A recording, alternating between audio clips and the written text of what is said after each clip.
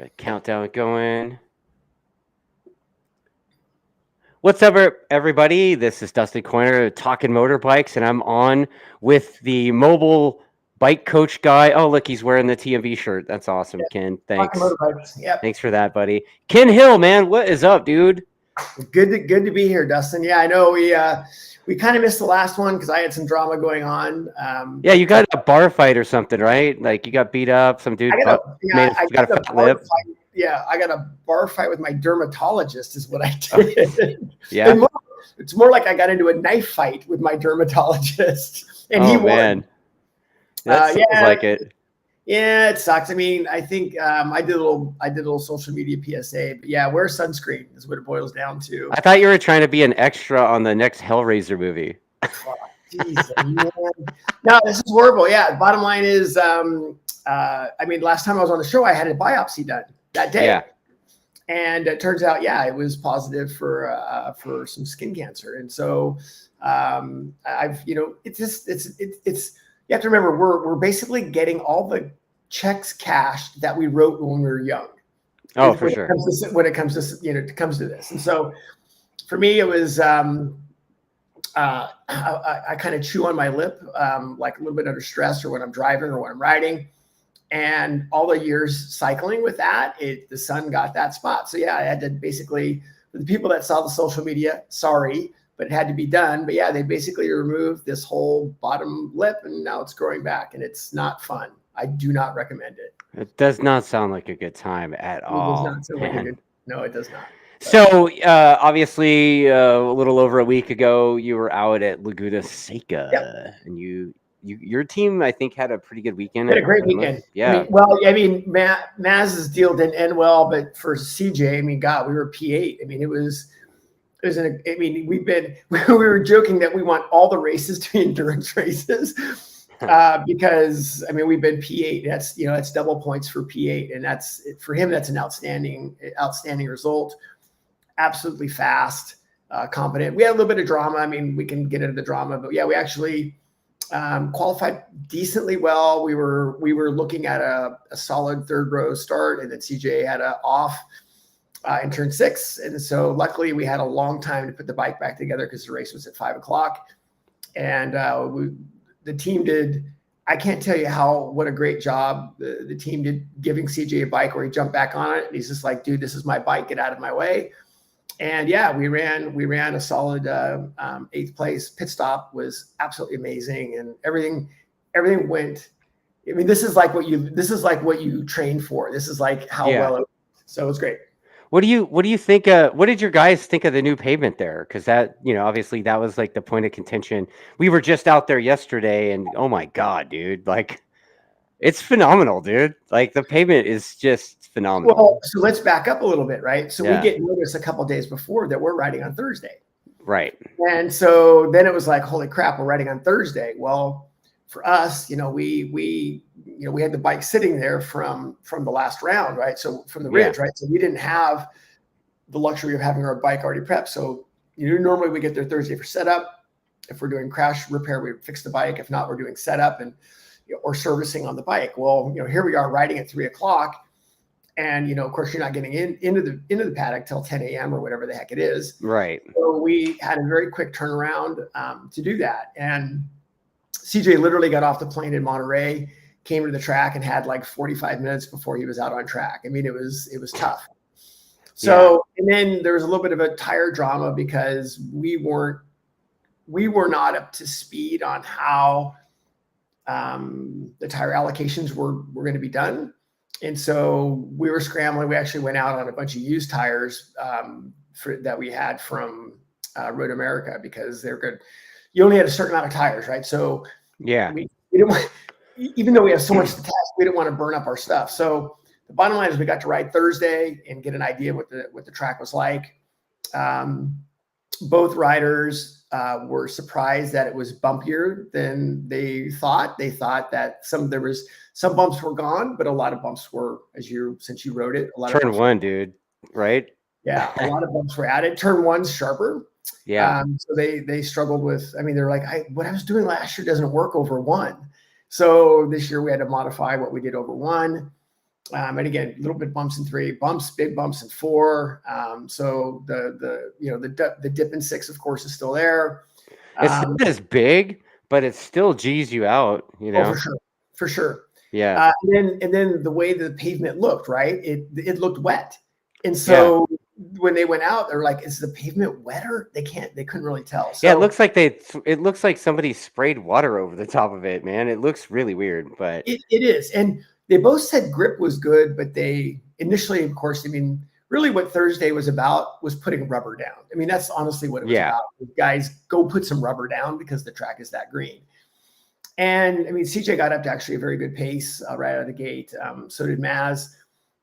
They both said grip was good, but it was ice offline. Offline, they said it was just, you really had to be careful. So really, precision was the name of the game. And as you know, the track got better and better and better. So yeah, Thursday, we got to ride Thursday, which was super cool.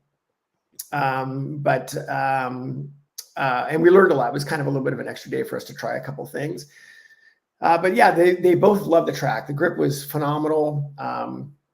As a matter of fact, we actually had to try to put a little bit more feel into the bike because there's just a little bit of a muted feeling with the hand to rear tire connection. Yeah. So we had to try to do something to get a little bit more feel out of the rear to kind of like what the hell is going on. And then tire pressures were a big deal as well. We played around a lot with tire pressures. We went up, down, and just tried some stuff. So anyway, yeah. So they liked it. Grip was great, but it definitely was a little bit of a learning curve. Yeah, I mean, you know, our guys went out. Well, I think Cam and Jake both rode on 4th of July for a couple sessions, right? It's like a last minute, hey, we're doing a test today. Like, a handful of teams went out. I don't know. I don't know if it was all the Superbike teams or what. I don't know the specifics on all of that, but you know, it's weird. I got a phone call from Richard like on Sunday leading up to that and was like, "Hey man, make sure you're available on 4th of July morning." I'm like, "What?" He's like, "Yeah, we need to have you remote in and do the My Laps thing." And I'm like, "Okay." And then they get there and they had MotoAmerica set up timing, so I was off the hook. He's like, "Yeah, you're off the hook this morning. You can go do your ride." I'm like, "Okay, cool." Yeah, I know the big deal. I talked to Richard a little bit about when they were a little bit about that. That you know they got to ride, which was great. Yeah. But a lot of the data they got was non-existent because they were using tires that didn't work, right? So they were just using soft tires. So they were able to ride a little bit, but the data wasn't too great. Yeah, so one of the things that I noticed out there was, you know, just riding around, the biggest thing for me was like the jump in turn 1, basically, right? Like even on my bike, you know, the rear wheel, the front wheel's already kind of coming off the ground a little bit right there, and then the rear kind of comes off a little bit and does this number, and I'm like, you know, I was kind of like, all right, you know, I'm kind of, I don't know, I'm kind of 3/4 tarded in that way. So I kind of dug it. But at the same time, I'm like, dude, how do you do that like lap after lap? Like, and how do you tune the electronics to deal with that? Yeah, luckily, I mean, on our side, just because it's Supersport, we don't have much in the way of electronics to deal with it, but we have rider aids that'll deal with it. And Maz's side of the tent initially struggled with that a little bit more. You could hear it. Yeah. As he went over that, you could hear the thing upset and pumping over the top. Yeah. And you could just see us also obviously see his throttle trace. And with CJ, basically we got him on the rear brake early and we just rode the rear brake over it against throttle. And he was actually able to keep it pinned over the top by just modulating the rear brake. But the trick was you had to be on the rear brake early. Yeah. Because if you try to do it late, you weren't going to get it late. So you'd kind of get into the rear brake and kind of, you know, be coming over on the rear brake, apply more rear brake, especially on the downside, and then you could release it. Yeah, that's a lot. And yes, it's a lot of shit to remember, man. That's like busy. I don't know. Yeah, that's like work. What's up with that? I'm like, dude, I don't want that much effort in my riding. Yeah, it'd be easier. Like, can't we do something here? Yeah, dude. Like, just just take that out of there on the laptop, bro. Like, on that one spot. That's what they were doing. But even Jake was saying that he couldn't. Last year he could hold the thing full Let the stick right electronics do there. the work. Yeah, let Yeah, the and this year, they're giving the bike quite a bit more power because they kind of have to. Um, and I don't think Jake was able to go, full stick right there. I think he had to lift a little. So Cam too, I think. So I didn't watch too much of the super bikes over there, but yeah, I mean, again, in our world, it affected our world as well, and it affected what we had to do. I know on Maz's side, they ended up going with a different shock setting that helped that. yeah, And because it was, when you look at the lap time, it's just like anytime that you have somebody with wide open acceleration versus somebody with decel, the lap time I mean, it's massive. yeah, We're yeah. just trying to mitigate that. They ended up, I believe, going to a different shock setting that helped that for him quite a bit. But yeah, it was like suddenly, like, we never really talk about turn one. It's like, yeah, you just go do your thing. But it's like, hey, this is a little bit of a problem now. Yeah, I mean, I kind of go there and I just kind of hang out and do the Attack Yamaha, Instagram the weekend, right? And I just hang out, listen to Richard. Or hand out shirts. Yeah. Or that, yeah. I had to give you a shirt, man. I Shit, know. you're I like know. you're like my other regular, There you go. Um, but it was it seemed like a pretty good crowd fan wise. Again, this weekend I was shocked at how many Harley fans you see at Laguna. So it's funny. It's starting to turn into bike week, right? Dude, I got to tell you, you and I had not pre-framed any of this, right? You No. jump on here and start talking. Yeah. But I got to tell you, I was jacked for the Harley thing. I know, right? I had a little bit of conversation with Wyman. Of course, I know Hayden as well, and I had a little bit of conversation with Wyman. And I was like, I mean, I love it. I really do. I mean, is that sort of, so my world's a little bit different than, say, Richard's world or some other people's, right? Which is like, you're riding a super bike, and I get it. For me, it's, you train we train, riders to ride, any bike in any condition, anywhere at any time. Yeah. Right? It doesn't matter.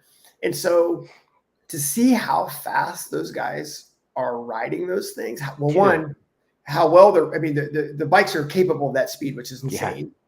Yeah. And how well those bikes are working, and how, like, for instance, how much throttle Tyler is using. How much throttle he's using on the side of the tire. I'm like, oh my God, this is a high side. What happened? But he gets away with it. How much, entry, like how much entry Kyle's using is just unbelievable. And the brake pressure too, right? Like how much brake pressure they are at entry. I mean, those things are like, obviously it didn't work out for Kyle or Tyler in that one race, but like, worked holy out shit. Well for Hayden, but yeah. Yeah. So, it is kind of weird, like I've been going to Laguna for over 20 years. And, I remember it being like the sport bike event, and Daytona was the Harley event. And, how many times have you been at Ducati Island, right? There is no Ducati Island now. It's like Harley Island. Correct. And it used to be, obviously it used to be World Superbike and then or MotoGP or Grand Prix, but since it's only MotoAmerica, I've noticed like the vendor area is smaller, and the island is now shifted away from Ducati to Harley, and it's kind of a little strange, but at the same time, man, the racing in that class is pretty exciting. And even the Hooligan shit was exciting, So, yeah, so I was going to follow up with that. So, yeah, the bottom line is the Harley thing. Again, for me in rider training is I want people to be able to ride anything. And that's kind of the hallmark. And you do it, right? It's like, Dustin, go ride the R3. Okay. Dustin, ride the R1. Okay. Dustin, go ride the Multistrada. Okay. You don't care. Yeah. Yesterday I rode the 2-up sled, and in the first session I got popped for sound. It was a 103 day, and they popped me for 103.6. And I'm like, really? Are you fucking kidding me? Yeah. And so I was like, fuck this thing. And I went and rode R1s the rest of the day. I rode a couple of different R1s. And then I rode my R1, which I tried to ride it more because it's like way more fun to ride. It's like, that thing is exciting to ride because it like tries to kill you, and it's great. And it makes the best noises, right? Yeah, it was a good time. I've got a commenter on there asking about how our track day was, and dude, it was phenomenal. It was 103 decibels. It was 3 groups, 30 riders max per group. It was a little bit more money than normal. But I tell you what, man, I mean, it felt like if you could be out there riding I think I did 6 sessions yesterday, back to back to back to back. Oh, yeah. I love it. Well, like I said, Weather was amazing yesterday. A race weekend, it was shit, right? yeah. Well, like I said, the idea is to be able to ride any bike, anywhere, anytime, anywhere, any condition. Doesn't matter. And the Harley guys are getting it done. And then to your point on Super Hooligans, dude, I had a bunch of riders Pacific Northwest that were in the Hooligans thing. And it's unbelievable. So that class is getting insanely competitive and racy, and there's a lot of rule stuff that are now happening. Yeah. I mean, some guys are getting protested and disqualified, and I mean, there's real stuff happening there. And also, I got to give a shout out. There was 3 women in the top 10 in Hooligans. Yeah. And to be clear, not going slow. No, I mean, it was Shalina was one of them, right? And then Mallory Dobbs. I think I'm going to talk to her. I'm going to try to talk to Mallory next week. But yeah, you should. But yeah, it was nice talking to her over the weekend, and she seems super. She seems super switched on. And Shalina is always she's like a living cartoon character, right? Yeah. I don't know who else was the other. I think Hannah Stockton from Portland. Okay. Hannah Johnson from Portland. Yeah, I mean, she was riding a Ducati as well and getting the job done. So yeah, I mean, the bottom line is, to be clear, they were not going slow and they were racy. I mean, it was awesome to see. And so I don't know. Like I said, I'm a big fan of that class, and I think there's a lot happening with. I'll go on record. There's a lot happening with that class. I think the manufacturers involved. Yes. I think there's teams that are getting involved. They've set it up to where people can ride the entire series at a reasonable level at cool tracks. I really like that setup. I saw what looked like a naked SV, like the SVS or whatever. And then I also saw, obviously there's the Indian and there's a bunch of Harley shit. It's like, and then and Ducati and KTM, right? But then the one thing I also noticed is that, and it's hard to tell as a fan just on the outside watching, but there's like different classes within the Hooligan too. So there's like there's like an air cooled thing, and I don't know what else there is, but I know there's air cooled stuff. So I think that's what Hawk Mazzotta is running, and most of the Harley guys I think are running the air cooled class, right? Yeah, well, there's an A and a B. I mean, they had so many years. It was an A and a B, which is, I mean, honestly, that's what we want. Yeah. So I was, again, I'm stoked. I think that, again, my thing, like the motorcycle kind of doesn't matter. You should be able to get on the thing and ride it. So the fact that we're getting a lot of Harley guys and a lot of Super Hooligans guys, and people are throwing money at it because it's so freaking fun and awesome to watch. Yeah. I mean, the Hooligans race was amazing. I mean, the Indians are so fast. I mean, DeBrino's bike is fast. They've done a great job with that bike. But how hard he's having to ride it. Dude, DeBrino's talking about his bike like you guys are on the R6, right? Like he's a little he's like, I feel like I'm bringing a knife to a grenade fight. Yeah, I mean, I get it. Yeah, that's tough. That is tough. I mean, we can talk about the R6 thing in a minute, but but the Harley and Super Hooligans thing, that is a really good time. That is a really good time, and I'm a fan of it, for sure. So yeah. All right. So there's a couple other commenters, and you know what? The guy that was asking about the Laguna Day, his name was Stephen Pettinger. And he said he met you at Road-America last year, and he's like, I'm not just any commenter.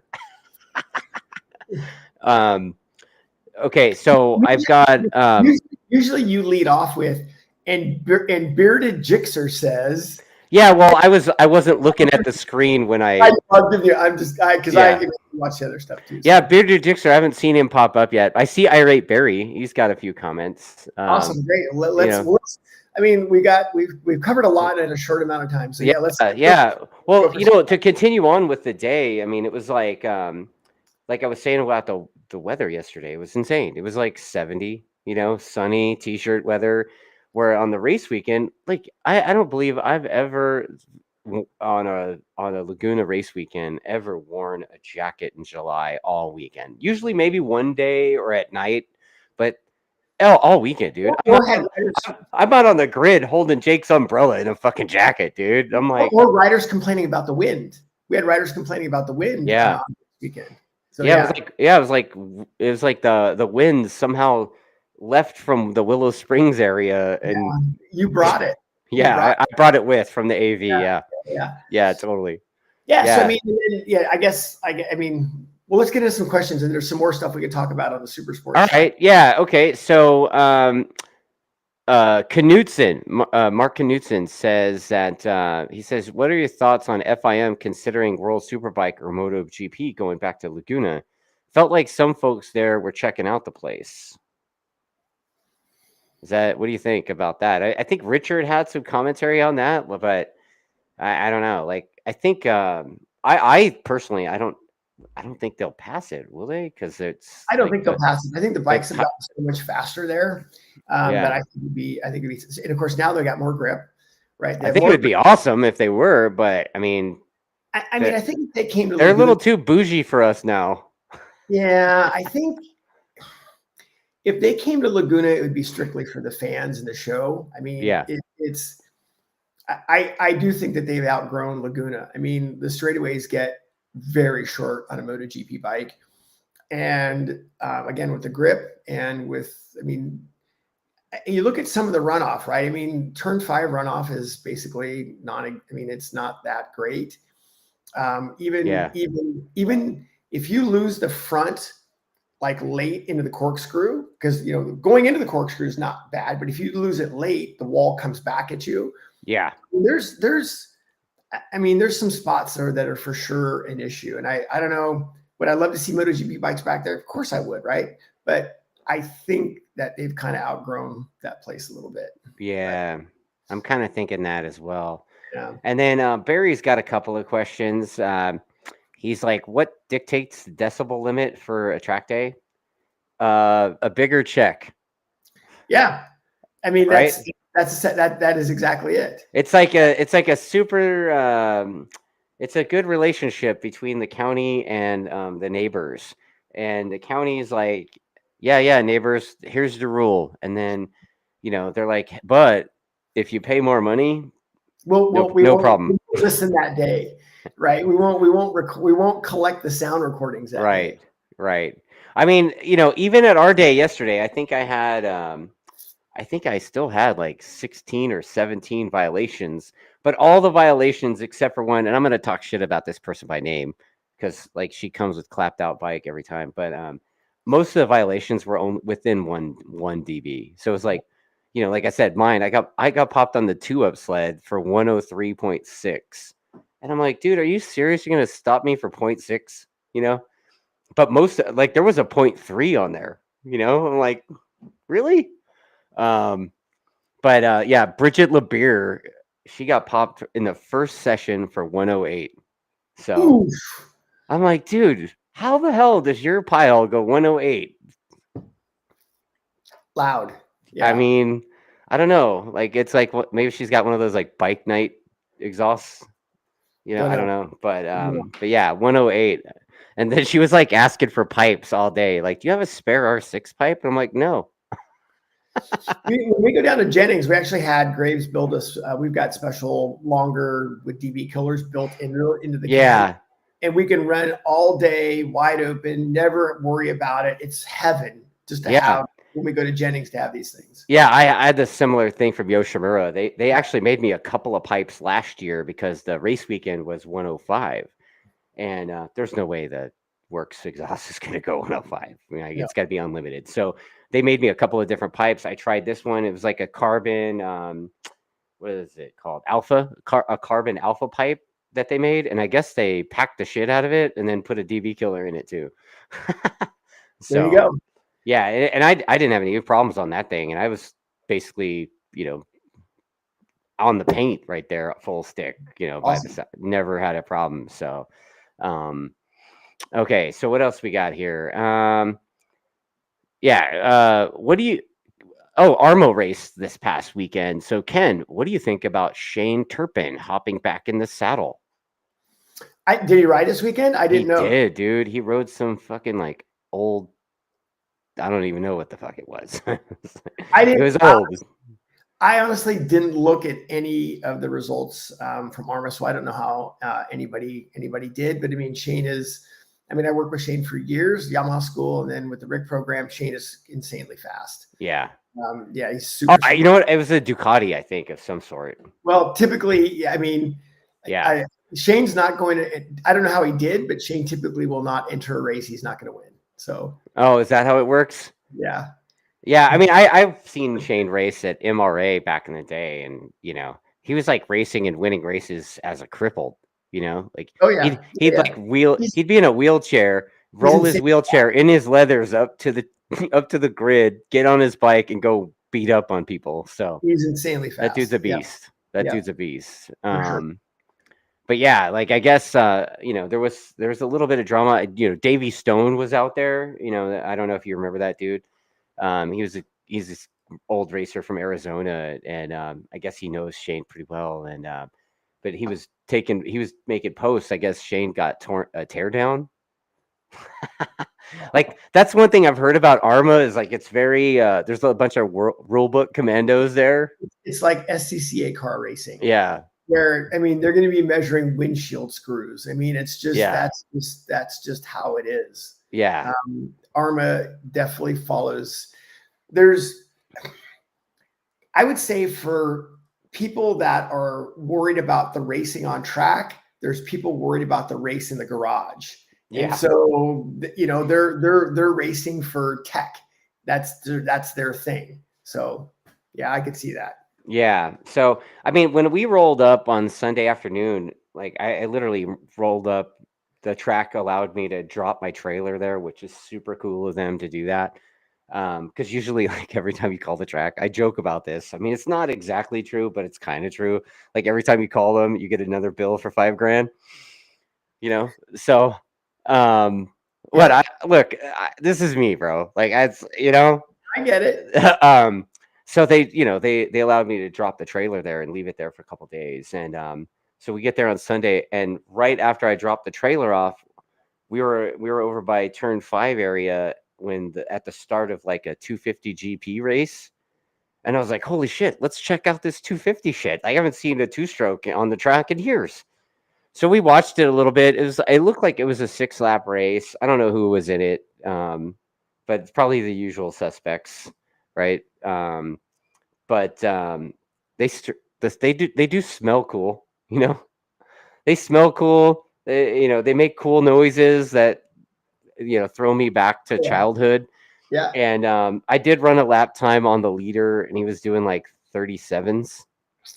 So I was like, ooh. yeah. Like I went faster than that at the track day yesterday. Oh yeah, yeah. Well, Like by a lot.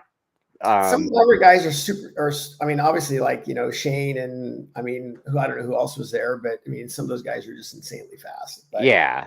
most of them are not.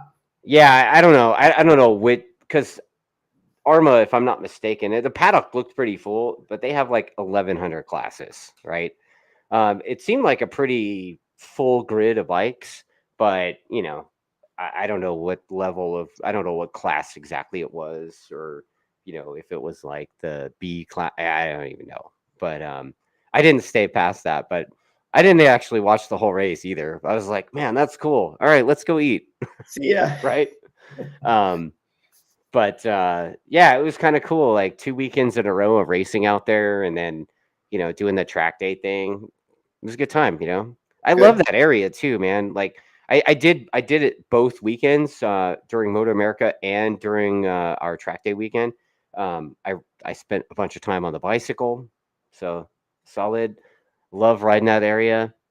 It is Uh, nice, right? It's not too hot. I mean, yeah, the views could be great. You got to pedal around a little bit. There's tons of climbing. I mean, yeah. Like this ride I did the loop. I did from basically Salinas and then all the way to 17-mile drive loop. But this time, because during the Superbike weekend, there was like the golf tournament, the Women's U.S. Open. Yep. So I couldn't ride on the front of the 17-mile drive loop. So this time I got to do the whole loop, and I got to see deer, like beach. You gotta love it when you see beach deer.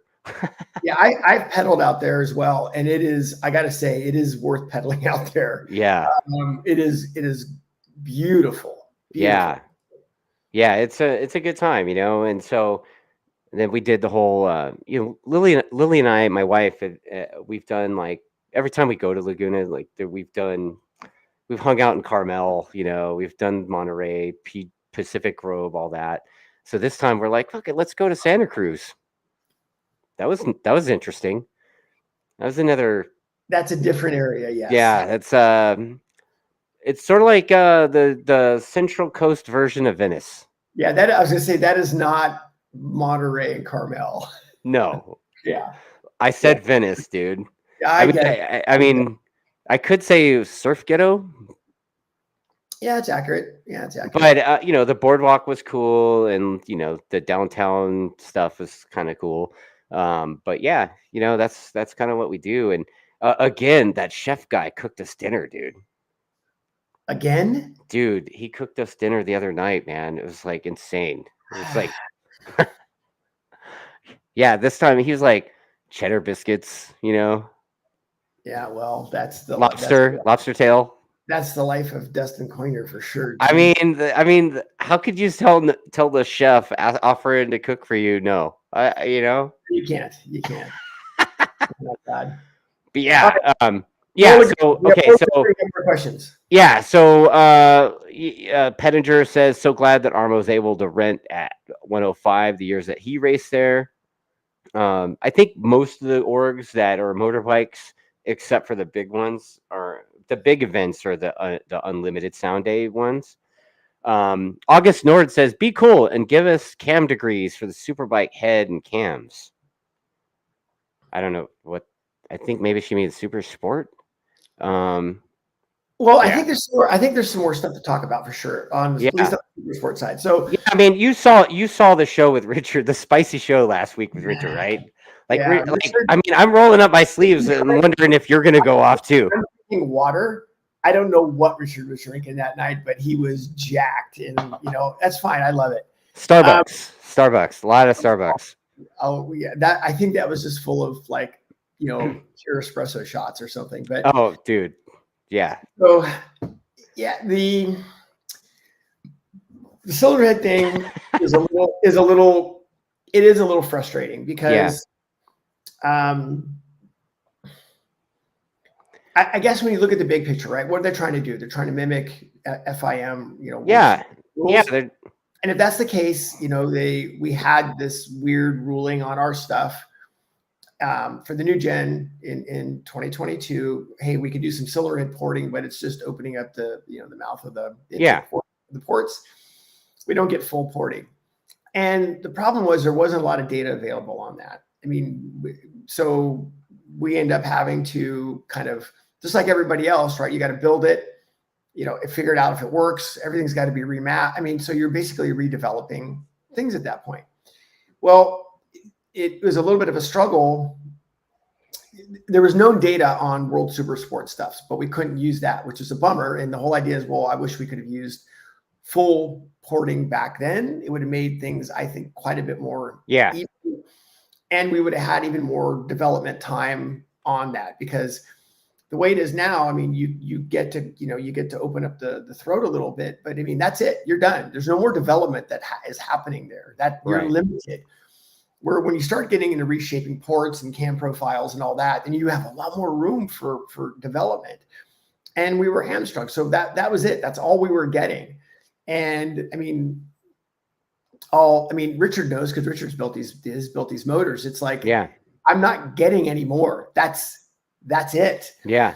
And so it would have been nice if we obviously would have had that right out of the gate. And then as this new gen thing has developed a little bit, it has been a little bit of an exercise in frustration being on a Yamaha. Obviously it's a great chassis. We have so much data on them. The bikes work incredibly well. But we're not racing 600s, right? I mean, we're not. Yeah. That's the bottom line is we're not racing other 600s. Right. So for us, it has been a little bit of a struggle, and yes, I know MotoAmerica has made some concessions here and there, but yeah, I mean, we're still struggling. And so when this new cylinder head thing came out, and I hope people are like, oh my God, they just came out with it on Thursday. That was not the case, right? I mean, yes, they made the official announcement on Thursday. Behind the scenes. Yeah, it's been in the works for a while. I know that Yamaha's been kind of spearheading, pushing something for next year, and I guess talking to some people at Yamaha, basically they've been we had pushing conversations to allow, about this. yeah. I mean, we had conversations with Yamaha and MotoAmerica literally this time last year. Yeah. And we kind of opened the doors like, hey, look, we need full cylinder head porting. We need wheels, right? And we kind of like threw out 3 or 4 things, hoping to get one back. And I mean, we didn't get any, which is a bummer. Ride harder. Yeah, fuck you, ride harder. Stop being a pussy. I mean, that is a little bit of a tough one to swallow when you basically are dealing with a horsepower advantage. I mean, I understand the concept for sure. It's not even a horsepower, right? It's like the torque off the bottom too. The R6 is, you're racing against a 1000 V twin and a 750. I mean, they have torque. Well, your key word is you're racing, right? So right. When you're racing, things are different than lap time. They're different than they're a little bit different. And I know there's 1,000 ways to look at the data and 1,000 ways to look at all the algorithms. But the bottom line is when you get into a race with one of those bikes on an R6, you're going to get punched in the face. That's the way it is. So going back to that is, there was some things in the works behind the scenes. I mean, we were contacted and, we worked through some of the issues that we may or may not have had, getting that approved. And, we as a team had to make some decisions on our side with CJ, and the other side of the tent with Maz had to make their decisions on what they wanted to do. And, we're both probably going to end up in a little bit of a different place on that. There's nothing wrong with that. Each team gets to make decisions individually with it. But the bottom line is, here we are, middle of the season or past, and, spending more money and more time on development, is rough. Yeah, I can see it on both sides, from that angle. But also, like, you guys want to be more competitive. You guys are allowed something new. You guys are not gonna not do it, right? I mean, do you think the juice is worth the squeeze? No, I don't. Fuck, okay. Rough. I don't. And you have to look at it in context of where you're at, right? I mean, like, you look at Josh, we're not quite racing Josh yet. Okay. I mean, so if Josh Hayes jumped on our bike, could Josh go faster than our rider? Probably, maybe. I know there's some things there. Yeah. So we have more room with our rider and our bike. Yeah. And we're going to do that, right? We're going to double down and kick ass. We've made massive inroads on our performance, and we're going to continue to do that. Now, are we going to plateau out again? Of course, we're going to plateau out again. But right now, that's not the biggest thing that's holding us back. If I spend $10,000 on a cylinder head, or if the team spends $10,000 in a cylinder head, how is that going to improve my lap time? And the result is, I can't be guaranteed that that's going to improve my lap time, not without some more development work. Now, yes, you can say, will that make us race better against those bikes? We don't know. But I don't know. For us, I'm personally not 100% sold on the return on the investment. I was curious about that. I mean, I know that people are going to do it. I have a little bit of a different take on it, right? I mean, I'm not going to. Well, you talked about it at the beginning too, right? Like, when they were talking about the allowances and stuff, you're like, oh yeah, all that stuff. Most of the riders on the grid right now, even with those allowances, won't go any faster. That's correct. Yeah, and that was a year ago. You said I just don't know if there's a big enough fundamental change for us to do anything. I mean, not taking away anything from why don't we allow 2 mil overs? Well, trust me, that dart has been thrown. Trust me. Right. A lot of things have been thrown. But I mean, look at Josh. I mean, Josh did not have a cylinder head on Friday, I think, and he had a cylinder head on Saturday. I'm not sure the exact thing on that. And did he go faster? Yeah. But would he have gone faster anyway? Yes, of course he would have, right? The track's coming in and you're figuring stuff out. Were his trap speeds any different? No, they weren't. And so, and honestly, our trap speed was less than a mile an hour off his, and we didn't have that. Now, again, that doesn't mean the bike doesn't race potentially better. Yeah. But for us, we're. I mean, do you think it changes the torque curve at all? It changes a lot. Yeah. I mean, that's probably what they're looking for, right? I mean, yeah, it changes a lot. August Nord says Superbike head is worth for about 1.5 horsepower. They're worth more than that, but you have to look at it in the whole picture, right? You're not just getting, it's not a dyno chart. I mean, it's just. Well, the thing is, like, I experience from racing an R6, when you add a bunch of horsepower to the R6, then the chassis is like, hey man, fuck you. Well, not only that, but the RPMs change. Yeah. So RPMs change, so gearing changes, right? And then potentially other settings change. And then engine longevity now becomes a serious issue, right? Now we're doing an engine every 2 rounds instead of having an engine every 4 to 5 rounds. Right. I mean, the whole thing compounds. And for us, if it's worth 0.2 of a second, 0.2 a lap, we have other things to chase that'll get us that 0.2. So I want to be proven differently, and I hope I'm proven differently, but I want to be proven differently first. Yeah. I mean, like I said, Stamboli was pretty heated about that subject, and I know he was asking for that kind of stuff after Daytona last year. So it's taken all this time to like kind of catch up. And World Supersport, their bikes are missiles, dude. Like when we had off season, we wouldn't do it because we would have time. Right. Here, I mean, yeah. Even to do something between Laguna and Brainerd, there's not enough time. I mean, for that to be properly developed and vetted is more than a 45-day process. That's just the reality of it. And so, do we put something on there that's not proven and tested, and then that becomes a variable, and we get punched in the face with that? So I don't know. I'm not saying that's not something we would do if we stick on an R6 for next year. Yeah. But we would take the off season to develop that. Yeah, that makes sense. I was gonna say, we shared a garage, right, in World Supersport. World Superbike weekend. We split the garage with this privateer team on an R6.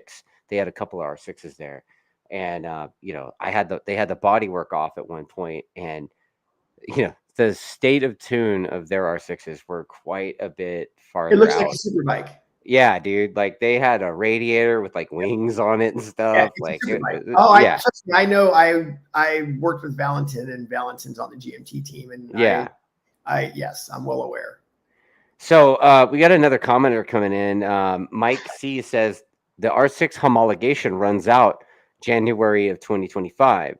So 2024 is the last year the R6 can be raced.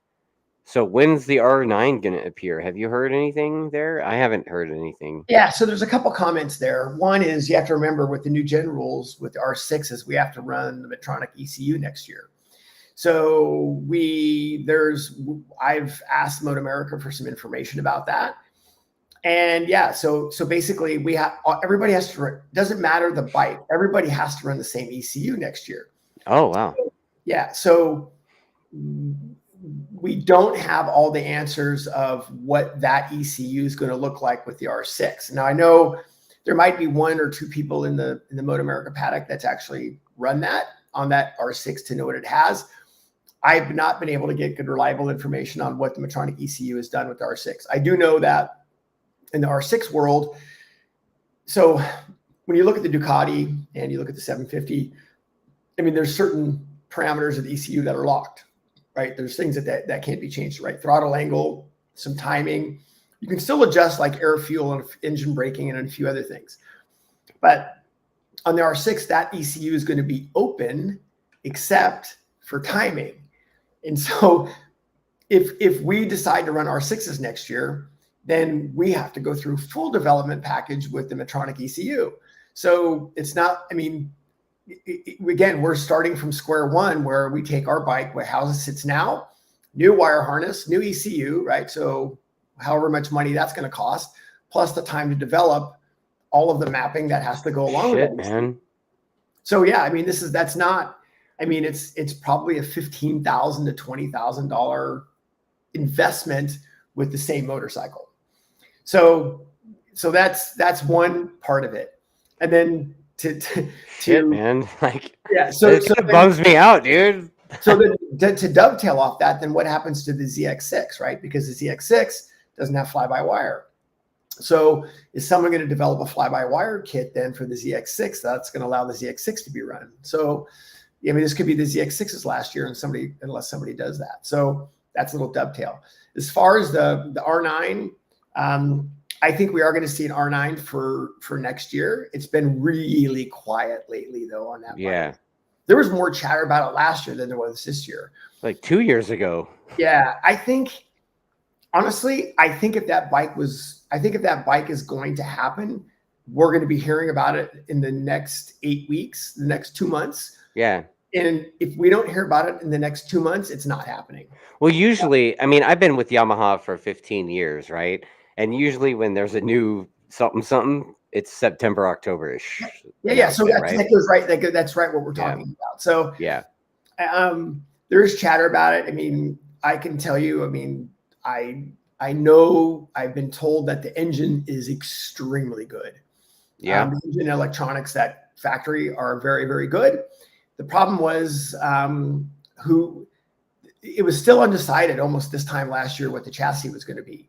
Okay. But I can tell you, I mean, I'm not going to guarantee it, but I can almost guarantee if they put together an R6, R9, it's going to be a $15,000 bike. No one's buying a $15,000 R9. I don't think. Well, that's the price point of the R1, basically. Right I think that bike is going to be a R7 derivative type of a bike with an R9 motor. I think that's just what it's going to be like 12 grand, basicly. Yep. Right. Yeah. Yeah. So I think that's where it's going to end up. And again, we're not going to know anything about that bike till we know what happens, and two, we get our hands on one. Yeah, I mean, I got a text message yesterday from my Yamaha dude saying, "Hey, dude, I think I've got an XSR 900 for you." I was like, "About time, dude! That's awesome." Have you ridden one of those? I mean, I've ridden the MT-09, which is the same engine, right? Yeah. I love those bikes. I think they're freaking blast. Yeah. So the XSR 900 is like, I've been kind of toying with the idea of doing some kind of content with one. And going and buying my first motorcycle again. Like my first motorcycle was a 1981 Yamaha Special 850.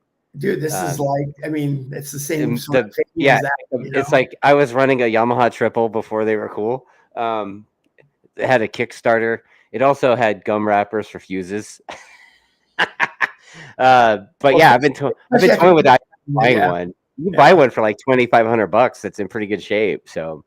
I think, I mean, those are super. I mean, for me, if it's got two wheels and a throttle, I'm all in, right? I think they're all fun, but I think you'd have a good time on that. I'm all about the gold wheels too, right? Like I'm total scumbag like that, like 80s lowrider style or whatever. So yeah, I haven't really heard much about the R9, but if we get something like that, it'd be pretty exciting, and I think Yamaha would sell all of them, just like the R7. So. I think so. Let's see. The only other thing I have on Laguna was the extended race with Supersport. I mean, for us, it was a great race. I still have a little bit mixed emotions on that. I mean, I love the idea of an extended race, but it is quite a bit of a different mindset. I mean, you have to have some different equipment for it. Obviously, some quick change. Entire strategies. So yeah, I mean, I get it. It's part of racing. Now, whether that belongs in the Supersport class, I don't know. But for us, it's been very good, and we do. I mean, CJ is just this crazy ultra athlete. So for him, dude, his heart rate never got over 135 during the entire race. I mean, he's a stud when it comes to that. That's so for awesome. us, those races really play well into our hands. And yeah, I mean, it's just some people I know aren't big fans of them. In in the moment, and they're very, very exciting. So yeah, I don't know. I do like them. I guess if those are going to continue, I kind of want more of them, I think, because equipment, and it's like we do a lot for just a couple of races. And if we're going to do them, I'd kind of maybe want the schedule 50-50 or something. They should do like an endurance series like that. And also, I think as a fan of this shit, I kind of wish they would ditch the time, the minimum time bullshit of the pit stops. Like that kind of takes away some of the fun of it, you know? And I think it's, I don't know. I mean, I did hear, and this is kind of lame, but I did hear one of the timing scoring guys kind of bragging about how much money they're raising on pit lane speed limit fines, which I think is a little horseshit. But I think CJ is definitely donated to that fund a little bit more than yeah, dude. And but like on the endurance race thing, I mean, they come in for a pit stop, you know. I mean, you remember the old Daytona races and stuff where the dudes would come in, it's like, ka-chicka! And then, you know, and they're like 100+ miles an hour down pit lane. That was awesome. Like, what's going on now? It's like they got to slow down to bup forever. And then they sit in the pits for like a minute or whatever. And then they got to go out and they still got to bup all the way down that is to the longest walk of shame. God damn it. Yeah, that's brutal. That's brutal.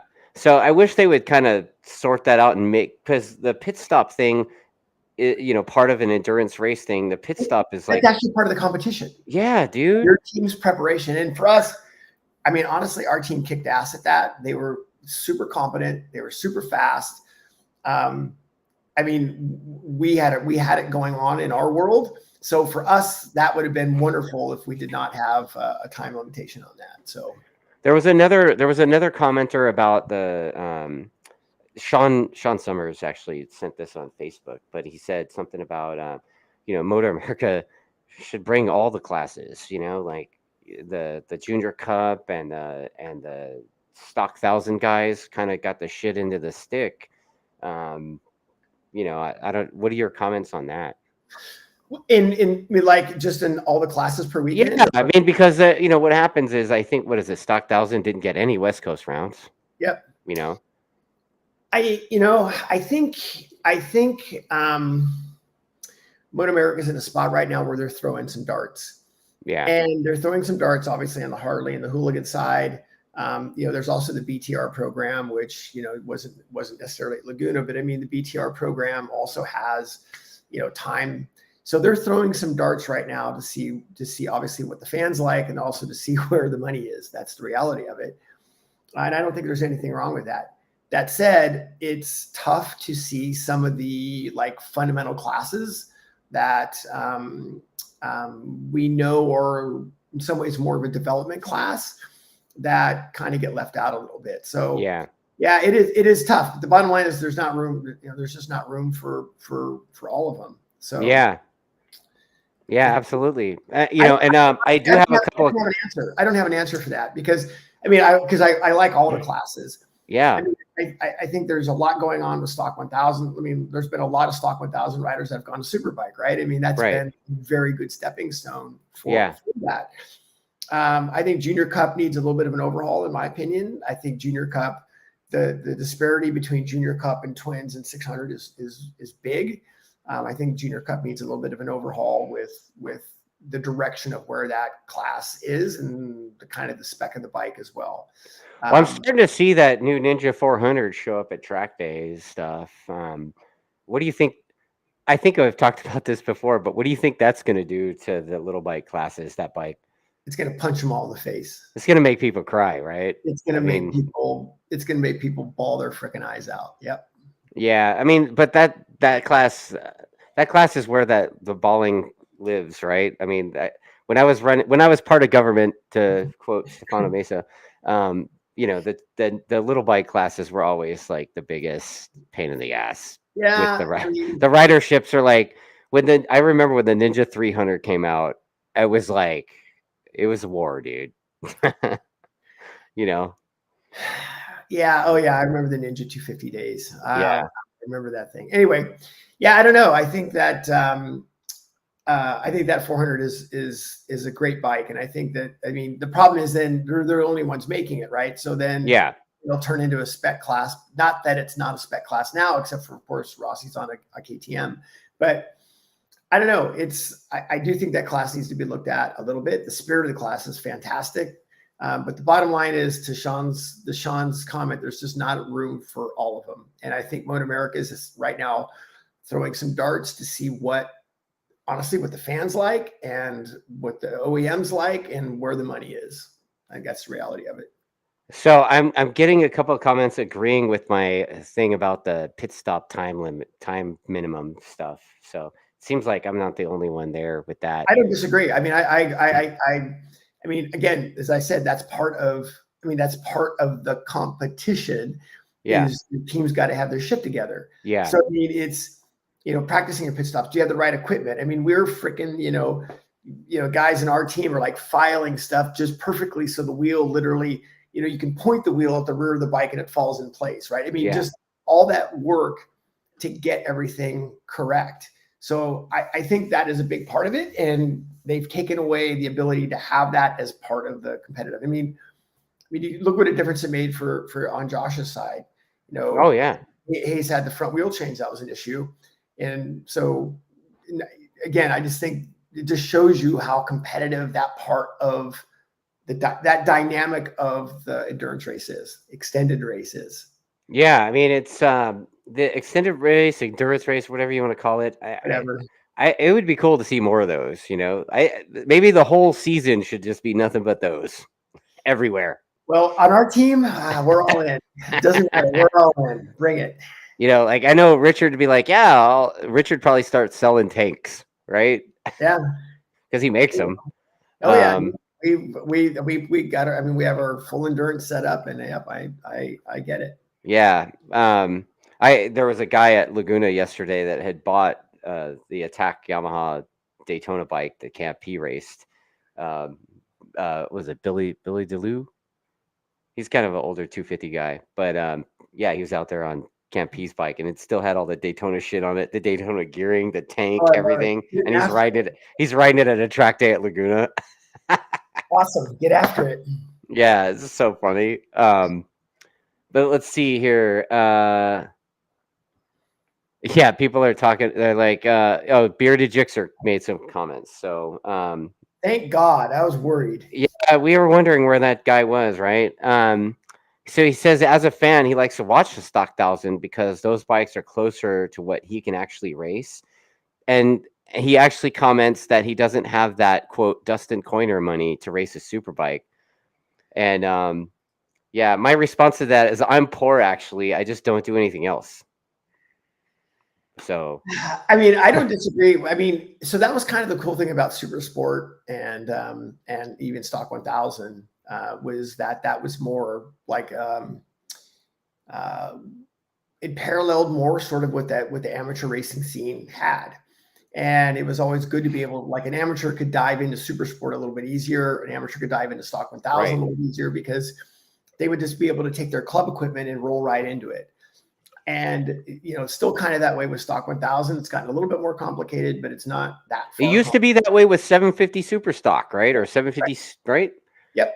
Yeah. Yeah. And you could run your 600 and 750 and all that. Yeah. Now you can run your 1000 in the 600 class. I'm not sure how that all got back. Yeah, anyway, well, only if you're on a Ducati, though. Yeah. Like, it's so weird that the Supersport class, the Ducati is basically 10 years ago was a super bike. That's weird. Anyway, it is what it is. Or maybe it wasn't 10 years ago. Maybe it was 20 years ago, but whatever. But yeah, to Bearded Jixer's comment is, yeah, I mean, I don't disagree. Stock 1000 was, the local club guy could show up. Yeah. And I mean, this is, I mean, I always love this part of MotoAmerica, right? The local club guy could show up, and he actually, if he was quick, he could be, a top 10 or potentially better, and not having to make a gigantic, fundamental changes. And I think right now it's a little bit difficult to have that happen. I mean, because yes, we have less than 1,000, races. Even Junior Cup is tough because you got rev limiters to deal with. Supersport, now you're getting tricker bikes and electronics and all that. So it is I think the gap between Club Racer and MotoAmerica has definitely changed a little bit.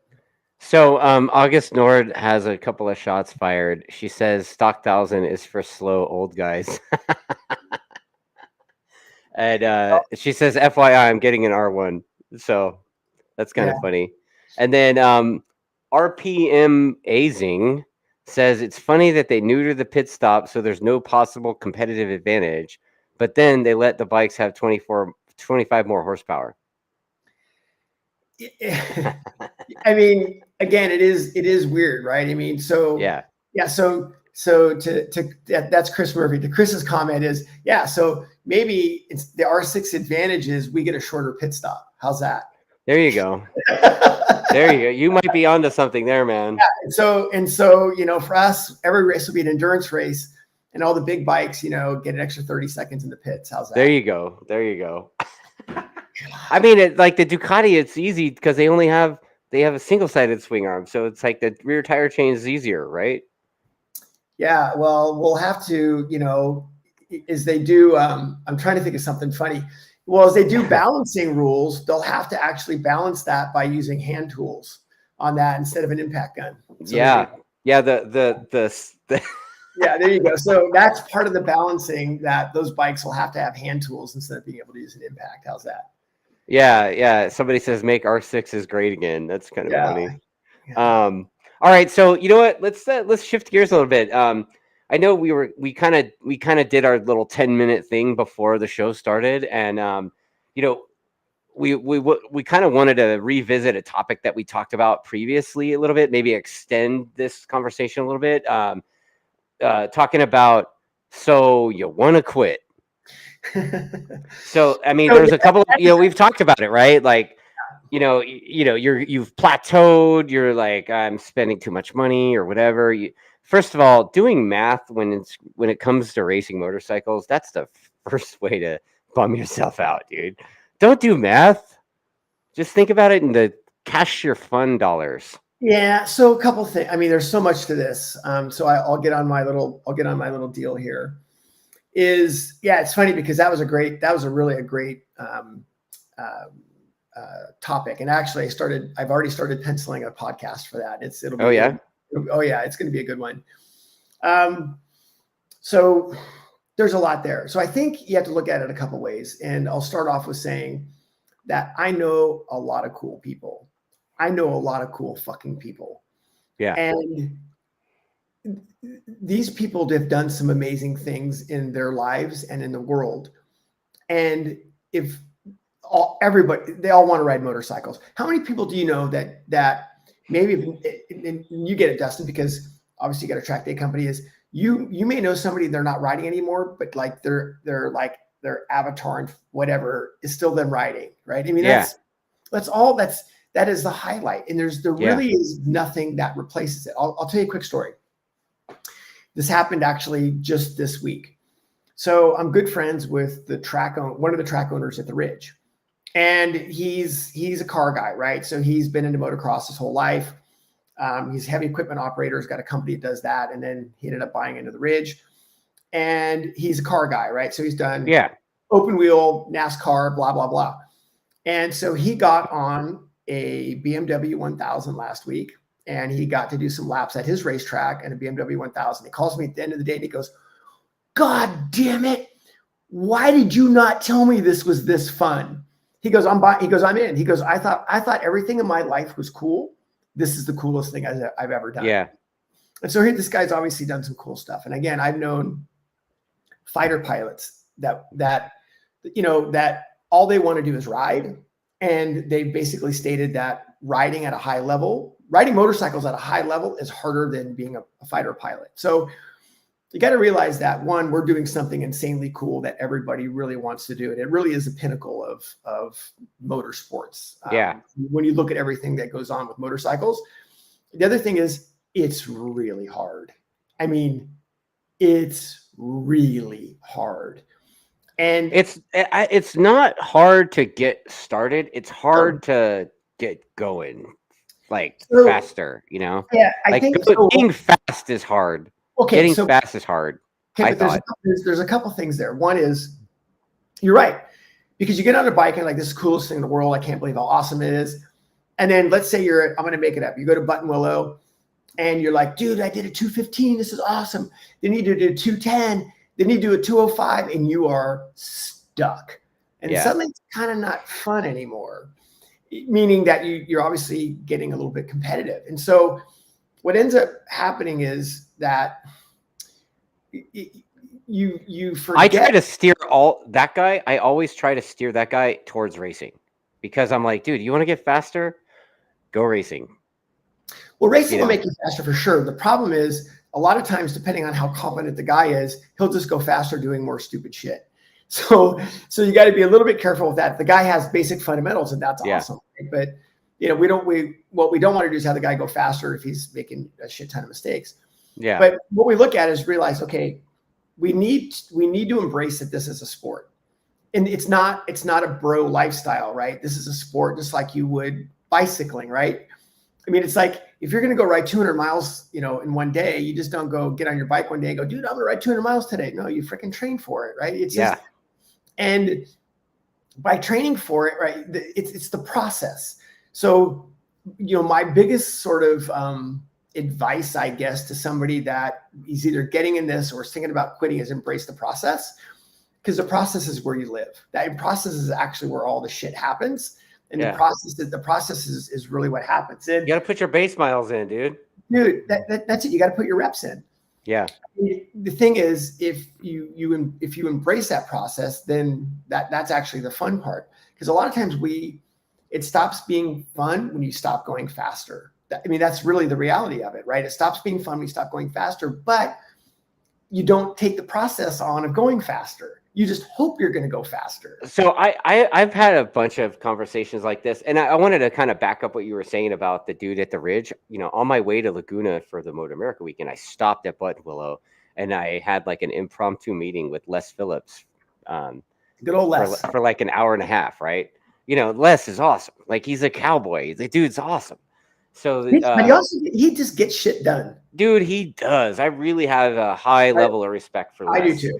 And he was telling me, he's like, yeah, man, he's had some eye surgery shit. Like, one of his eyes has just fucked him over. He's an older guy.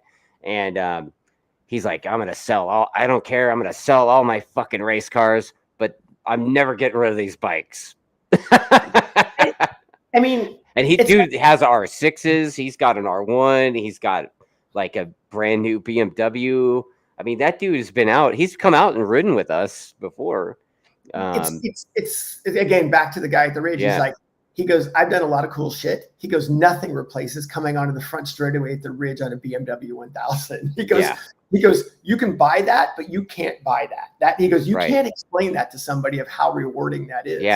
Yeah. So going back to the quitting thing is a lot of times we quit because it stops being fun. Well, why does it stop being fun? And one, you got to go back and look at your goals. Why are you even doing this? Yeah. Right. And a lot, it's funny. A lot of the things that are holding you back are the things that are holding you back, and you don't do anything about it. Right. So there's processes, there's things that you can do to improve, but if you don't embrace the fundamentals, then you don't embrace the process of getting better. You are going to be stuck, and then essentially it's not going to be fun. So. And I mean, the bottom line is you stop liking it because you're not good at it, or you're meaning when you say good at it, you're not meeting your goals. You're not where you want to be. But the problem is you can't complain about where you want to be if you're not doing anything about it. Well, my thing is, I'll be straight with you, and you could talk shit about me for this if you want to, but I've gone through this a lot. I actually had a conversation with Hawk Mazzota like a month ago, and he's like, dude, he's like, have you ever like wanted to quit? I was like, yeah, dude, like a dozen times a year. Like, what the fuck? And I don't really do this so much anymore because my bikes have all this nanny shit on them. But I would try to, when I would get to that point where I wasn't having any fun anymore and I wanted to quit, I would like try to induce the fun by being just a gigantic goon. I mean, literally turn the wheelie control off, and I'd be like making eye contact with the camera, dude, and just trying to bunny hop the wheelie bump and just being and then all of a sudden my confidence would go up. And then and then I would do it the same times being a giant goon as I was doing trying to kill myself basically. So then when I would stop being a goon, I would even go faster. So and that would always help me, but maybe that's that might not be the best way to. No. I mean, it basically it puts you in a different mindset. I mean, I always say if you want to have fun, get on a slow bike. They're just, I mean, you know, then your brain has time to process stuff. And I know you don't want to do that, but that's get on a slow bike. That's how, you mean, you want to have fun. I mean, the most fun that we've ever had literally is three guys on stock Ninja 400s. Really? Oh God. I had a good time at not this past circus, but the track day circus last year. There was like 3 of us that went out on R7s on the perimeter at Miller. I mean, and we had a good time. We had a great time. But you know, like me, I like fast bikes. I get it. You know, I want the thing to do bad stuff on purpose, and you know. Yeah, we need a bunch. That always gets to be fun. Yeah. So, like for me, turning. I mean, is that like a common thing, or is it, you know, or am I just? No. There's. I mean, the problem is honestly, you're kind of at a different level where. Shut the fuck up. No. What I mean is you have enough time in, you've got enough reps in. Yeah. Where I could put you on a stock Ninja 400, and in 5 laps you'd be hauling ass, being like, okay, like that's fun, but what's next?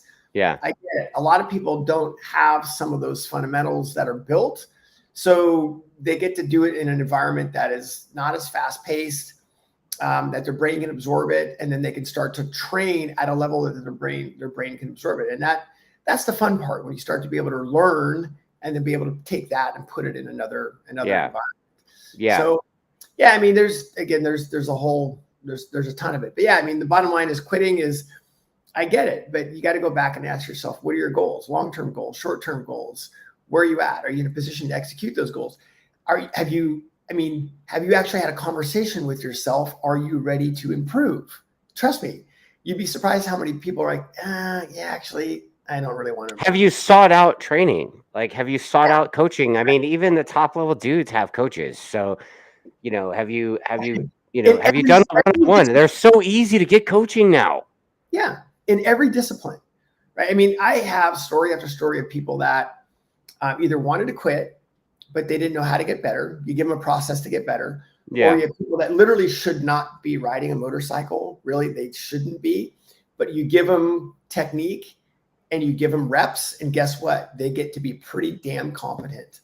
So anyway, I don't know. I think there's always something. There's always, everybody's got to answer their own internal question, you know, what it is for them to want to quit. But if you're not having fun, there's a lot of ways to answer that, a lot of ways to bring the fun back out of it. Yeah. I mean, I always try to just force it because I love doing this. I love riding motorbikes. It's like the best thing in the world, you know, and I've been doing this club racing thing and track days is over. Like we're 23 years old now.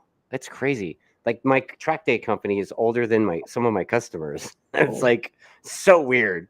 You know, like the track days company is old enough to drink now, you know, like that's weird. And I've gotten old doing it. Like Welcome to my world. Welcome to my world. Yeah. I started track days in my 20s, dude. Like yeah. So the quitting thing, the subject of that comes up a lot, you know, and I see customers come and go, and you know, there's that endless cycle of attrition for club racing too. It's like they come out, they do their track days, they do amateur, they do expert, and they're done, right? So, you know, there's a little bit of that too, but you know, trying to combat that attrition in ridership has been something I've been trying to work on for years. And there's not really like I haven't really discovered a secret sauce to keep people in. Does that make sense? It does make sense. It does make sense. Yeah. I mean, I've looked at that issue a lot because obviously it's a big part of our sport, right? It's a very, it's just a sport that has, a lot of transient, right? It's a very transient deal where people are just in and out of it. So trying to figure out a way to keep people in it. And yeah, I got a few ideas about that. All right. Well, I guess I'll have to watch your show.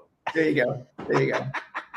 Okay, so the other thing is, and obviously I've got an event coming up this weekend at Button Willow, and I'm getting text messages with the forecast for the weekend. It's like 110 or something crazy.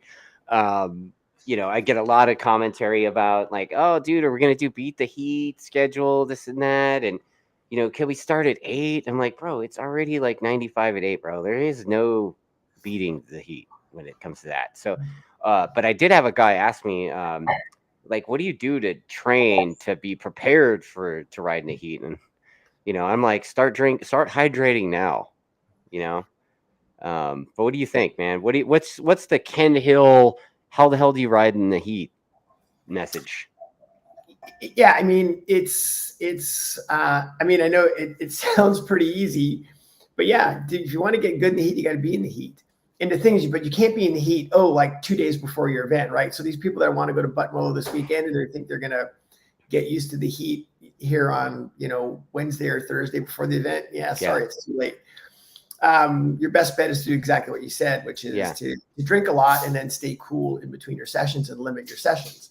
But it's you basically got to be in the heat. I mean, you got to expose yourself to being out there. I always had an advantage, like being in the Sacramento Valley and then having to race at Button Willow and having to race at Thunder Hill in the middle of the summer because I'm already in it. I had back-to-back races, sometimes 2-3 races in 100 and whatever degrees.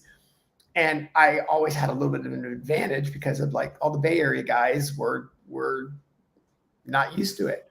So it just bottom line is getting acclimated to the heat, but it takes time and you gotta train for it, just like you gotta train for the sport, which we can talk about. What's weird is I'm kind of hearing a parallel there because of cycling, because I ride with a couple of buddies that they're like, I don't climb. If you're gonna do a flat spin, I'm in, but I don't climb.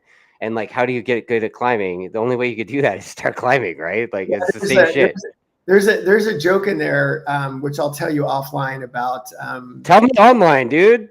No, it's there's a really. All right. Well, it's pussy. It's the blowjob theory. Oh, okay. Yeah, so it's a blowjob. Right? So like if it's like how do you think they got that way? Right? They got their reps in. So wow, dude. Well, you asked, and I. Hey, this is this show, right? Like, okay. So right? So it's like you got to put your reps in just like anything else, dude. So, to your point of you want to get good at climbing, shut the fuck up and start climbing some hills, right? Yeah, dude. That's just what it is. So trust me, I get it. Yeah. Yeah. The heat thing, you got to get acclimated to the heat, and you can do it. There's 1,000 different ways you can get acclimated to the heat, but it takes time, obviously before the event. You're not going to create fundamentals at the event, right? The idea is you're trying to bring your fundamentals out at the event. Yeah. You're not going to create them at the event. So you're not going to get used to the heat by showing up on Saturday morning with just turning your air conditioning off on the way to the track. That's not going to do it. Yeah. So, the best thing you can do. Yeah, it's making me laugh because like 20 something years ago, my friends and I did some endurance race at Button Willow with CCS, and we're like, yeah, we're gonna train, yeah, and then all of a sudden it's like the weekend before, and we still hadn't trained at all, and so we're like, let's play a pickup game of basketball the weekend before. Yeah, you're actually better off doing nothing.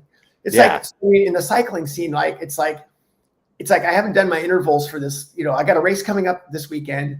I had a month intervals to do. And, 4 days before the event, I better start doing my intervals. Actually, you're better off doing nothing. Yeah. Do nothing. Yeah. So in this case, if they show up and it's that hot, make sure you're super well hydrated. Limit your laps, right? You can do an out lap and then say you do 4 flyers and come in, right? And then come in, get cooled off, drink a lot of water, and there you go. Yeah. So, sure, you got some comments now. Yeah, a little bit. Yeah, True North says water and carb load the day before, the day before. I'm like, yeah. Water is actually. I kind of like I I'm a weirdo maybe, but like I start drinking probably more water than I need like a week leading up to a super hot event. And then, basically every session I'm hydrating. I also have some stuff from cycling that I use. Yeah. That stuff kind of helps a ton. Yeah, drinking the day before does nothing, Yeah. honestly. I mean, I mean, it can help a little bit, but yeah, you need some reserves from at least 3 days. Yeah. And then, of course, having something the day of that does help replace, And like, and that something shouldn't probably be something filled with sugar, and caffeine, so the Monster Energies, you probably leave those things at home. They're not going to help you. Gatorade has a lot of sugar in it, even though it tastes good. Yeah, I mean, you can. I mean, there's tons of drinks like that. Even Gatorade, if you half and half it, 50-50 it with water, it's actually not horrible. And you're using it for the day, right? I mean, Right. so it's not like you're drinking it all. But 50-50, that is fantastic. Or drink one Gatorade and then chase it with the water. There you go. Whatever. Yeah. Something along those lines. Yeah, that kind of works. Yeah, if they haven't trained for it now, they're not going to get it by the weekend. The best thing to do is mitigate it in real time. Yeah. Okay. So then let's see here. Oh, Pinky, for the heat. Pinky's suggesting, she's talking about, this person's talking about, there's a track day company about, I don't know, 13 years ago or something that did a track day at night. And, I'll just lay it out for the track day at night. That it is a possibility, but it's a gigantic pain in the ass. We actually were the first ones to try to suggest that, to test it, and Willow Springs was kind enough to allow us to test it. And we're like, yeah, give us the exclusive on it. And they're like, no. And literally right after we did it, they told these other guys, and they did it. But they did it at Streets of Willow, and we wanted to do it on the big track with lights and shit. And the reality is, you got to light up the track like you see at Qatar, right? To light it up like Qatar with like those portable rental generator light things, you need a shitload of them, and then you end up having to put them out in areas that might be impact zones, and it's a lot of money and a lot of time. And in your track day that you're used to spending 180, $200 on, might double because of all of that. So to do a track day at night be cool, but at the same time, do you really want to have a big generator trailer in like the impact zone of the track that you like to ride on? I don't. Yeah, the car guys up here in Pacific Northwest, because it gets dark so late, they'll do stuff at 5:00 till 9:30. But honestly, at 5:00, it's still freaking hot, right? I mean, yeah. It like if you did 5:00 at Buttonwillow and go, hey, we'll go to 5 to 9:30, it's still 107 degrees at 5, right? So that's not really doing you much. And I know Chuck Wally used to do some 7 a.m. things, but that was also. I mean, there's no beating the heat, dude. When it's this time of year, there's no beating the heat. So, get out there and ride. Like we used to race all year round at Willow, man. It'd be like July. Dude, July. I remember standing around at Willow in my chones because it was hot as balls. Oh, we still raced. Yeah, dripping through your leathers. I mean, I get it. I've been through there. Yeah. So, but yeah. So, Mark Knudsen saying that he says he works at least a week out on the East Coast due to the humidity. So, dude, they're dealing with heat and humidity. Imagine that swamp ass. Been there. Dude. Me too, bro. Like, me too. So you got Brainerd up next, right? When is Brainerd? Brainerd is not this weekend, but the weekend after. And you guys have a pretty good plan of action there, or? Yeah, we actually had a pretty good result. There wasn't a lot of racers in the 600 race there last year, but we had a good result lap time wise. And one of our big metrics is we look at how far back we are from the winner. So that's a big metric that we use for improvement. And it's funny that's a huge metric. So you can look at World Superbike, look at MotoGP, and see, like, say where the top 10 guy is, how many seconds back from the winner. So that's a metric that we use. And we had a really good run from Laguna on last year. So improving on that this year is going to be rough on us, but I feel we're in a very good place. We've got some new things with the bike, or a new direction with the bike that we're liking.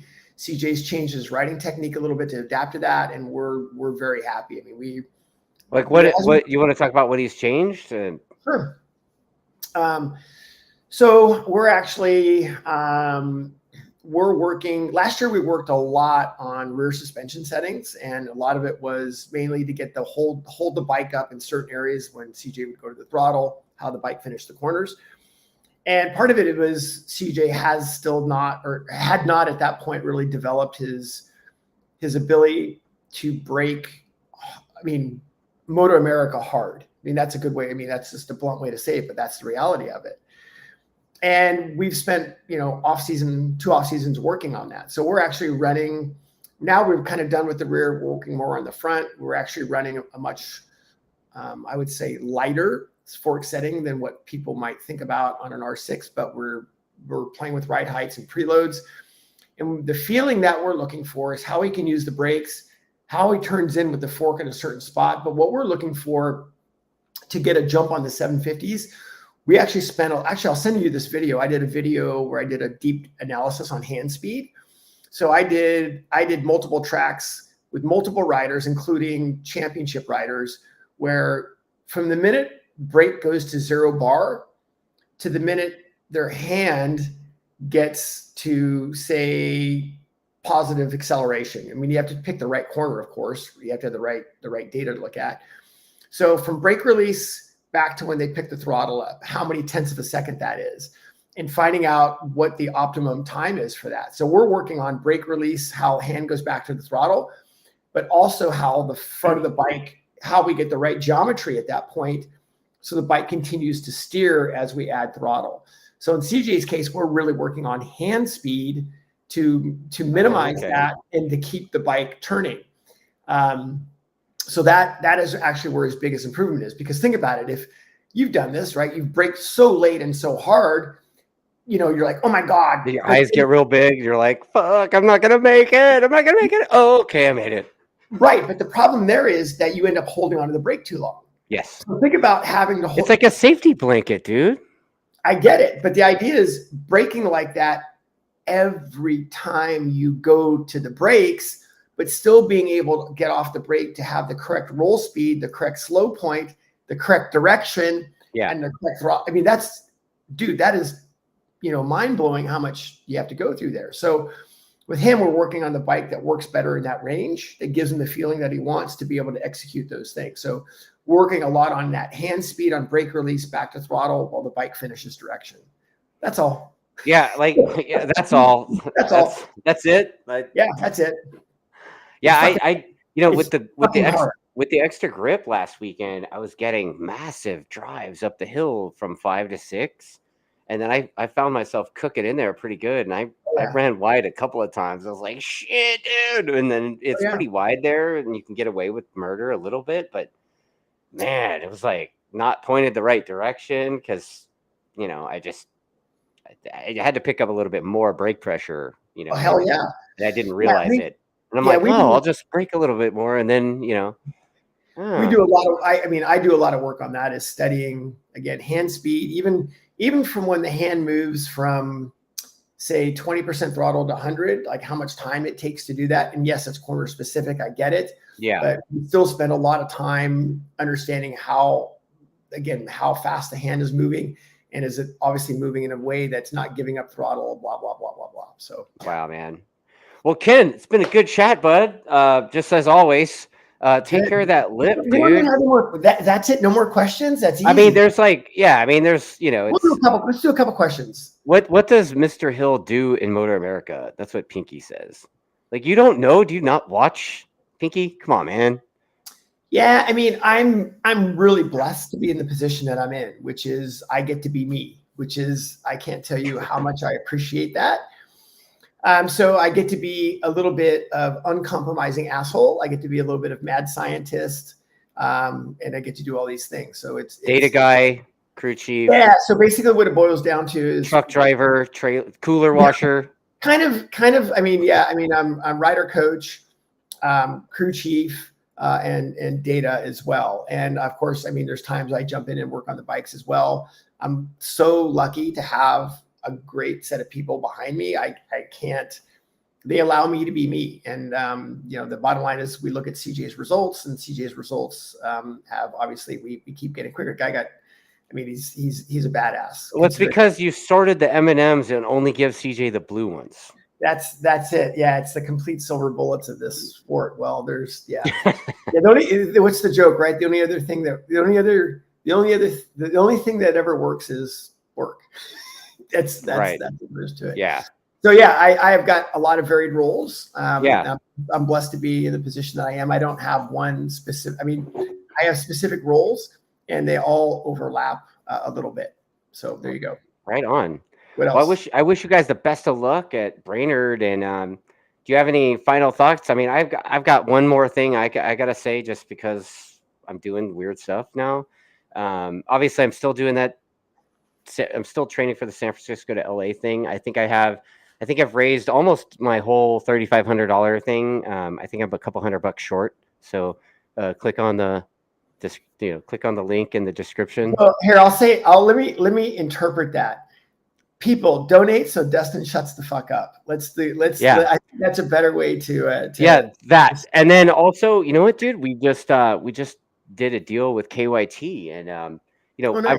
I've already been on their helmets for the last couple of years, and I did a deal where we're gonna at TrackDaz events, we're gonna have an inventory of them, so you can come and buy a KYT and get a good deal on a helmet. So just ordered those today, so I should have them in a week or so. So at the not this weekend, but next Button Willow, we'll have them.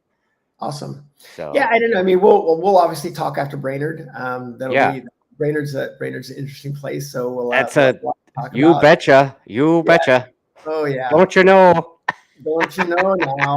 Yeah. It's like watching Fargo, dude. Like people actually say that shit for real. Like you betcha. Like when I had a guy tell me that at Brainerd, I was like immediately texting my wife, "Oh my God, somebody just said you betcha." Yeah. Well, I'll tell you. I mean, I don't know. I like that area, but anyway. I do too, man. It's weird, right? It's like water park stuff. Like, dude, it's basically like people are trapped in their houses for 8 months out of the year. They have 4 months just to completely let loose. We left there last time. When we left there, we took the kind of the back of the hot pit coming out, and they have a little lake in the middle of so there's a drag strip and there's that little lake. There were snowmobiles on the lake drag racing. Snowmobiles. I mean, they're the fans at Brainerd are crazy too, right? Oh, that's an understatement. So yeah, Brainerd would be good. And I guess, I mean, we'll talk after Brainerd, but I want you to tell me what the craziest fan shit that you see in Brainerd for the next show. That I want to see that. Like, all right. The guy that comes with like an old school bus or something. And like, I'll see if I can take some pictures of that. Yeah. We could share them. We could share them on the live. Yeah. That gives me a little bit of a task to have, but yeah, I guess, I mean, I like to, close these with people understanding that they really can go as far as they want in the sport if they want to do it. If you want to do it, the resources are there. And I mean, I'll at some point we got to put it back on you, right? I can't ride your bike for you. Dustin can't ride your bike for you, but we'll put it back on you, but all the resources are there. The training is there. The equipment is there. I mean, you can go to a track day like Dustin's. You can go try on helmets at Dustin's place. My track day company, you can go ride. There's South Sound that brings out demo bikes, right? What bike do you want to ride? You want to ride a Ducati? There you go. You want to ride a BMW? There you go. I mean, we have an ice cream social this Saturday. Dude, what I'm saying, Mr. Freeze is coming and bringing root beer floats and shit on Saturday night. Son of a, I'd do that. Anyway, the bottom line is it's all there. But that's how you beat the heat. Yeah, there you go. Yeah, you have. It's all there, but you just have to go. Yeah, so. Yeah. Just do it. Don't be a pussy, right? That's it. That's it. And again, there's so many people that wish they were us, and there are so many people that would like to be doing this sport. And I've done a lot of cool stuff. I know a lot of people that have done a lot of cool stuff, and this is at the top. Yeah, I hope to have something good for you at the next show too, because I think I might get to ride the super bike again. Oh, I'll talk to Richard or Brainerd. We'll see if we can put an ixnay on that. No, I'll I Richard. think I've already written it by then. Yeah. Well, oh, good. Well, Richard's helping me out with a couple things. I got to report to Richard. Richard's. I got a couple things that Richard's helping me out with on, Yeah. on our team that I'm going to try to implement it. Right on, man. Yeah, it'll be good. Well, cool. Good chat, Ken. Right. I'll see you at the next one. Yeah. Sounds good. All right. Thanks, Dustin. All right, buddy.